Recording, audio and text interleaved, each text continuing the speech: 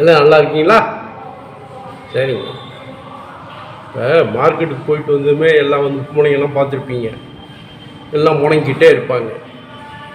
பார் காய்கறிலாம் விலை எப்படி ஏறிக்கிட்டு போகுது, காய்கறிலாம் விலை எப்படி ஏறிக்கிட்டே போகுது பாரு அப்படின்னு சொல்லுவாங்க. நீ பார்த்துருப்பீங்க அல்லவா? அந்த மாதிரி சொல்கிறாங்கல்ல, அவங்களுக்காக தான் இந்த பதிவேங்க. நம்ம மார்க்கெட்டுக்கு போய் பார்க்குறோம், தக்காளி, வெங்காயம், பருப்பு, பால், இதெல்லாம் வந்து விலை வந்து ஒவ்வொரு நாளைக்கு ஒவ்வொரு வேலை அப்பப்போ விலை ஏறிக்கிட்டே இருக்குது. தெரியும், எல்லாத்துக்கும் தெரியும். சரிங்க, அது உண்மைதான். ஆனால் இதுங்க மட்டும்தான் விலை ஏறுதா? இல்லை. இப்போ இவங்க சொல்கிறாங்கள காய்கறியில் விலை ஏறிக்கிட்டே போகுதுன்னு, இப்போ அவங்க பசங்களை வந்து பையனையோ பொண்ணையோ வந்து ஒரு படிக்க வைக்கும்போது எப்படி படிக்க வைக்கிறாங்க? ஒரு இன்ஜினியராக படிக்க வைக்கணும், அல்லது ஒரு டாக்டர் ஆகணும், அல்லது ஒரு கலெக்டர் ஆகணும், அல்லது ஒரு வக்கீல் ஆகணும், ஒரு வக்கீல் ஆக்கணும். இந்த மாதிரி தான் வந்து அவங்க நினைக்கிறாங்க. யாராவது வந்துங்க தன்னுடைய பையனை ஒரு நல்ல விவசாயியாக கொண்டு வரணும், இல்லை ஒரு வேளாண்மை துறையில் ஒரு பெரிய வல்லுநராக கொண்டு வரணும்னு சொல்லி யாராவது நினைக்கிறாங்களா? நினைக்கிறதே இல்லை அல்லவா? எல்லாருமே வந்து பெரிய பெரிய படிப்பு படித்து நல்லா வரணும், நல்லா சம்பாதிக்கணும் தான் நினைக்கிறாங்க.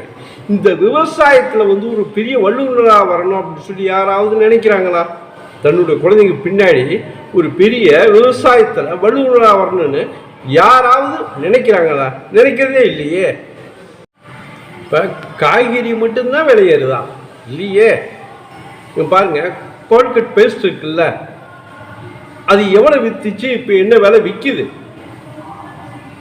ஹமாம் சோப்பு நம்ம ஆரம்பத்தில் வாங்கினப்போ என்ன விலைக்கு வாங்கினோம், இப்போ எவ்வளோ கொடுத்து வாங்குறோம்?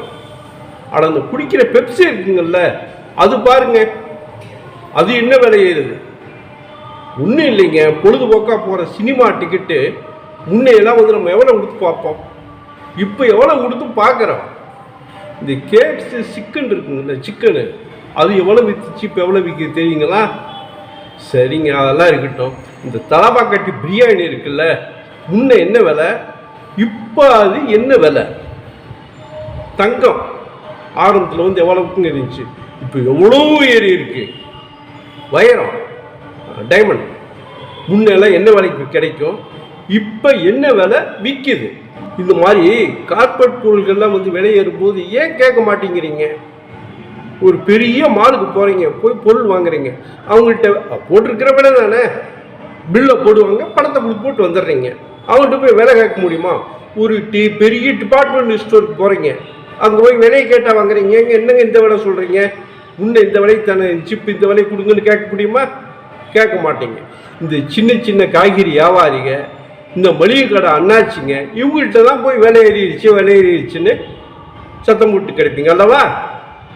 அதே மாதிரிங்க விவசாயிகள்லாம் வந்து பருப்பும் காய்கறியும் என்ன ரிமோட்லேயே விளைய வைக்கிறாங்க. எவ்வளோ கஷ்டப்படுறாங்க தெரியுங்களா? மழை பெய்ய நேரத்தில் மழை பெய்யறதில்ல, மழை தேவையான நேரத்தில் சோன்னு பெய்யுது. வெயில் பார்த்தீங்களா, இந்த வருஷம்லாம் இன்னும் கொளுத்து கூடிச்சு, அப்படி நிலமெல்லாம் அப்படி பொழந்துக்குச்சுங்க. இதெல்லாம் மீறி அவங்க தொழில், அவங்க பரம்பரை தொழிலுங்கிறனால விவசாயத்தை பண்ணி ஏதோ கஷ்டப்பட்டு கொஞ்சம் இதாக கிடைக்கும் அப்படிங்கிறதுக்காக இந்த காய்கறியும் பழங்களையும் விளைய வச்சு வியாபாரம் பண்ணுறாங்க. அவங்கள்ட்ட போய் நம்ம வந்து விலையை கேட்கறது வந்து விலை கூடுன்னு சொல்கிறது நியாயமாங்க? நல்லா யோசனை பண்ணி பாருங்க. அதனால் காய்கறி மட்டும் ஏறலைங்க, எல்லாமே ஏறி இருக்கு.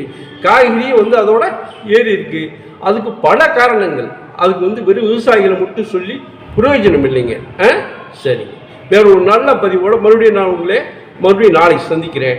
நன்றி.